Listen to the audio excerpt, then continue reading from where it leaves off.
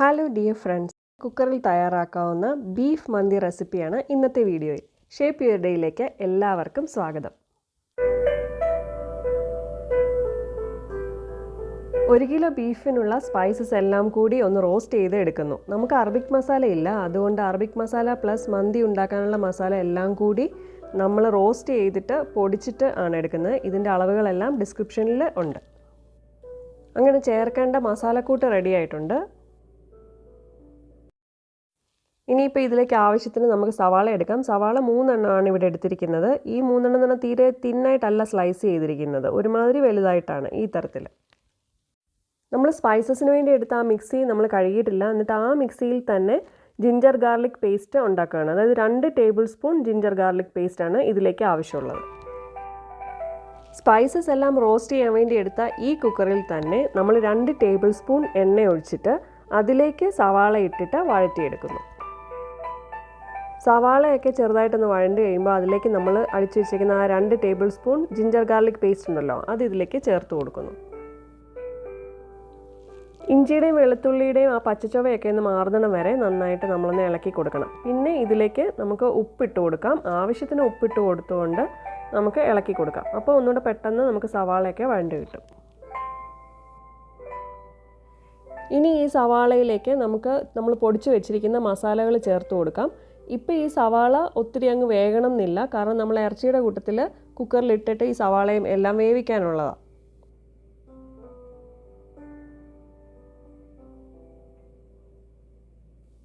ഇനി ഇതിലേക്ക് നമുക്ക് 2 ബേ ലീവ്സ് ഇട്ട് കൊടുക്കാം. ഏകദേശം 2 ടേബിൾ സ്പൂൺ നാരങ്ങ നീരും കൂടി നമുക്ക് ഇപ്പോൾ ചേർത്ത് കൊടുക്കാം. ഇടയ്ക്കിടയ്ക്ക് നന്നായിട്ട് ഇളക്കിക്കൊണ്ടിരിക്കണം, കാരണം നമ്മൾ അധികം എണ്ണയൊന്നും ചേർത്തിട്ടില്ല. അപ്പോൾ അതുകൊണ്ട് തന്നെ തീ കുറച്ചിട്ടിട്ട് നന്നായിട്ട് ഇളക്കിക്കൊണ്ടിരിക്കണം. ഇനി ഇതിലേക്ക് നമുക്ക് 5 ടേബിൾ സ്പൂൺ അധികം പുളിയില്ലാത്ത യോഗട്ട് ചേർത്ത് കൊടുക്കാം. ഇനി ഈ മസാല എല്ലാം കൂടി നമ്മൾ തൈരുമായിട്ട് നന്നായിട്ട് ചേർത്ത് യോജിപ്പിക്കുന്നു. ഇനി നമുക്ക് 1/4 ടീസ്പൂൺ മഞ്ഞൾപ്പൊടിയും 1 ടേബിൾ സ്പൂൺ കാശ്മീരി മുളക് പൊടിയും ചേർക്കാം. കാശ്മീരി മുളക് പൊടി ഇവിടെ ചേർക്കുന്നത് എന്തിനാണെന്ന് വെച്ചാൽ ഇനി എക്സ്ട്രാ നമ്മൾ കളറുകളൊന്നും ഇതിൽ ചേർക്കുന്നില്ല, അതുകൊണ്ടാണ്. അപ്പോൾ പിന്നെ കാശ്മീരി മുളക് പൊടിക്കാകുമ്പോൾ അധികം എരിവില്ലല്ലോ. എന്നിട്ട് ഇവയെല്ലാം കൂടി നന്നായിട്ട് ഇളക്കി ചേർക്കുന്നു. മന്തി തയ്യാറാക്കാനുള്ള മസാലയെല്ലാം റെഡി ആയിട്ടുണ്ട്. ഇനി ഇതിലേക്ക് നമ്മൾ കഴുകി വൃത്തിയാക്കി വെച്ചിരിക്കുന്ന 1 കിലോ ബീഫ് ചേർത്ത് വേവിച്ചെടുക്കുന്നു. ഇവിടെ ഞാൻ ബീഫ് വയ്ക്കുമ്പോഴത്തേക്കും എക്സ്ട്രാ വെള്ളം ഒഴിക്കാറില്ല. ചിലർ ഇതിനകത്ത് 1/4 കപ്പ് വെള്ളവും കൂടി ചേർക്കാറുണ്ട്. ഇപ്പം ഇവിടെ എനിക്ക് അങ്ങനെ കരിഞ്ഞു പിടിക്കുന്ന പോലെ അടുക്കി പിടിക്കുന്ന ഒരു പ്രശ്നം വന്നിട്ടില്ല, അതുകൊണ്ട് ഇതിൽ വെള്ളം ചേർക്കാറില്ല. ഈ സമയത്ത് മാഗി ക്യൂബ് ഇടേണ്ടവർക്ക് ഇടാം. ഈ മാഗിയുടെ തന്നെ ക്യൂബ് വേണമെന്നില്ല, നോറിൻ്റെയൊക്കെ ആയാലും മതി. അത് ഈ സമയത്ത് വേണ്ടവർക്ക് ചേർക്കാം. പക്ഷേ അപ്പം ഉപ്പ് എക്സ്ട്രാ ചേർക്കാൻ പാടില്ല. ഇവിടെ നമ്മൾ ഇങ്ങനത്തെ ക്യൂബ്സ് ഒന്നും ഇടാത്തത് കൊണ്ട് എക്സ്ട്രാ ഉപ്പ് ചേർക്കുന്നുണ്ട്. ഉപ്പ് ഒരല്പം കുറവുണ്ട്, അതുകൊണ്ട്. പിന്നെ ഇനി മല്ലിയില ചേർത്തിട്ട് ഇറച്ചി വേവിച്ചെടുക്കാം. വിസിലടിക്കുന്ന നേരം കുക്കറാണെങ്കിൽ ഒരു 4-5 തവണ വിസിലടുപ്പിച്ചാൽ മതിയാകും. മിക്കവാറും എല്ലാ ഇറച്ചികളും ഈ സമയം കൊണ്ട് തന്നെ വെന്ത് കിട്ടും. നന്നായിട്ട് വേവിച്ച് വെച്ചിരിക്കുന്ന ഈ ഇറച്ചി നമ്മൾ ഈ മസാലയിൽ നിന്ന് മറ്റൊരു പാത്രത്തിലേക്ക് മാറ്റി വയ്ക്കുന്നു. ഇതേ കുക്കറിലേക്ക് തന്നെ നമ്മൾ കഴുകി തയ്യാറാക്കി വെച്ചിരിക്കുന്ന 3 കപ്പ് അരി ചേർത്ത് കൊടുക്കുന്നു. സെല്ല ബസ്മതി റൈസ് ഉണ്ടെങ്കിൽ അതാണ് ഈ മന്തിക്ക് ഏറ്റവും യോജിച്ചത്. ഇവിടെ ഞാൻ എടുത്തിരിക്കുന്നത് സാധാരണ ബസ്മതി റൈസാണ്. ബീഫ് വേവിച്ച അതേ വെള്ളത്തിൽ തന്നെയാണ് ഞാനിവിടെ ഈ റൈസ് വേവിച്ചെടുക്കുന്നത്. അതല്ല, നിങ്ങൾക്ക് റൈസ് സെപ്പറേറ്റ് ആയിട്ട് വേവിച്ചെടുക്കണമെങ്കിൽ മാഗി ക്യൂബ്സ് എന്തെങ്കിലും കയ്യിലുണ്ടെങ്കിൽ അതിട്ടിട്ട് വേവിച്ച് എടുത്ത റൈസ് നമുക്ക് മിക്സ് ചെയ്താലും മതിയാവും. റൈസിന് ആവശ്യമുള്ള ഉപ്പ് കൂടി നമ്മൾ ഈ സമയത്ത് വെള്ളത്തിൽ ചേർത്ത് കൊടുക്കുന്നു. ബസ്മതി റൈസ് സെപ്പറേറ്റ് ആയിട്ട് നമുക്ക് ഉണ്ടാക്കിയെടുക്കണമെങ്കിൽ 1 കപ്പ് ബസ്മതി റൈസിന് 1.5 കപ്പ് ചൂടുവെള്ളം വെച്ചിട്ടാണ് അളന്ന് എടുക്കേണ്ടത്. ബസ്മതി റൈസ് നമുക്ക് അളക്കാതെയും വേവിക്കാനായിട്ട് സാധിക്കും. അതെങ്ങനെയാണെന്ന് വെച്ചാൽ നമ്മൾ അരി ഇട്ടതിന് ശേഷം നമ്മളത് നികത്തി കൊടുക്കുന്നു. എന്നിട്ട് ആവശ്യത്തിന് വെള്ളം ചേർക്കുക. എന്നിട്ട് ഈ വെള്ളം എന്ന് പറയുന്നത് നമ്മുടെ അരിയുടെ മുകളിൽ നിന്ന് 2 സെൻറ്റിമീറ്റർ പൊക്കത്തിൽ നിൽക്കണം. ഇപ്പം നമ്മൾ എന്താ ചെയ്യുന്നതെന്ന് വെച്ചാൽ നമ്മളൊരു പാത്രത്തിൽ കുറച്ച് എണ്ണ എടുത്തിട്ട്, അതായത് 2 ടേബിൾ സ്പൂണോളം എണ്ണ എടുത്തിട്ട് നമ്മൾ വേവിച്ച് വെച്ചിരിക്കുന്ന ആ ബീഫ് ഉണ്ടല്ലോ, ആ ബീഫ് ഇതിലിട്ടിട്ട് ഒന്ന് മൊരിച്ചെടുക്കുന്നു.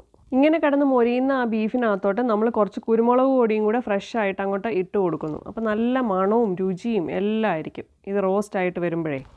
സാധാരണ ഒരു ബീഫ് കറി ഒന്നും വെക്കുന്ന പോലല്ല. ഈ മന്തിയുടെ ആ ഒരു മസാല ഇട്ടിട്ട് അങ്ങോട്ട് വെക്കുമ്പോൾ ഉണ്ടല്ലോ, ഭയങ്കര ഇൻറ്റൻസീവായിട്ടുള്ള ഒരു നല്ല ഫ്ലേവർ വരും. റെസ്റ്റോറൻറ്റ് സ്റ്റൈലിൽ നിങ്ങൾക്ക് മന്തി വേണമെന്നുണ്ടെങ്കിൽ ഇതിൽ മാഗിയുടെ ക്യൂബ് മിക്സ് ചെയ്യല്ല. അതോട് ചേർത്ത് കഴിഞ്ഞാൽ അതേ ടേസ്റ്റിൽ നിങ്ങൾക്ക് പെർഫെക്റ്റ് മന്തി കിട്ടും. എപ്പോഴും നമ്മളിതൊന്ന് ഇളക്കി കൊടുക്കേണ്ട ആവശ്യമില്ല. കാരണം അടിവശമൊക്കെ നന്നായിട്ട് മൊരിഞ്ഞ് കിട്ടണമല്ലോ, ഒരുമാതിരി ഫ്രൈ ആയി കിട്ടണമല്ലോ. അതുകൊണ്ട് നമ്മൾ എപ്പോഴും ഇളക്കണ്ട. കുറച്ച് സമയം ഒന്ന് വെച്ചതിന് ശേഷം ഇടയ്ക്കിടയ്ക്ക് ഒന്ന് തിരിച്ചിട്ട് കൊടുത്താൽ മതി. ഇനിയിപ്പോൾ നമ്മൾ കുക്കറിൽ വേവിക്കാൻ വെച്ച് നമ്മുടെ റൈസ് നോക്കാം. ദേ കണ്ടോ, ഈ റൈസിനകത്ത് ഒട്ടും തന്നെ വെള്ളമൊന്നുമില്ല. നല്ല പെർഫെക്റ്റ് ആയിട്ട് വെന്ത് കിട്ടിയിട്ടുണ്ട്.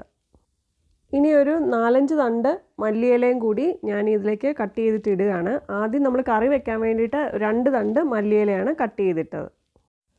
കാണുമ്പോൾ തന്നെ കഴിക്കാൻ തോന്നില്ലേ? ഉണ്ടാക്കി നോക്കണം കേട്ടോ, നല്ല രുചിയാണ്. അപ്പോൾ നമ്മൾ ഈ അരിഞ്ഞു വെച്ചിരിക്കുന്ന മല്ലിയിലയുടെ മുകളിലോട്ട് ഈ വറുത്ത് വെച്ചിരിക്കുന്ന ബീഫ് എടുത്ത് വെക്കുന്നു. ഫ്രൈ ചെയ്ത ബീഫ് എന്ന് പറയാൻ പറ്റത്തില്ല, എന്നാലും നന്നായിട്ട് തന്നെ നമ്മൾ റോസ്റ്റ് ചെയ്തിട്ട് ഒന്ന് നന്നായി മൊരിച്ചെടുത്തിട്ടുണ്ട് ഈ ബീഫ്. അതുകൊണ്ട് തന്നെ ഇതിങ്ങനെ കഴിക്കാൻ വേണ്ടിയിട്ട് നല്ല രുചിയാണ്. ഇപ്പം നമ്മുടെ മന്തി ഒരുമാതിരി സെറ്റ് ചെയ്ത് വെച്ചിട്ടുണ്ട്. ഇനിയിപ്പോൾ അതൊന്ന് സ്മോക്ക് ചെയ്യണം. ഒരു പീസ് കോൾ എടുത്തിട്ട് നമ്മൾ തീ പിടിപ്പിച്ചിട്ട് സ്മോക്ക് ചെയ്യുകയാണ് ചെയ്യുന്നത്.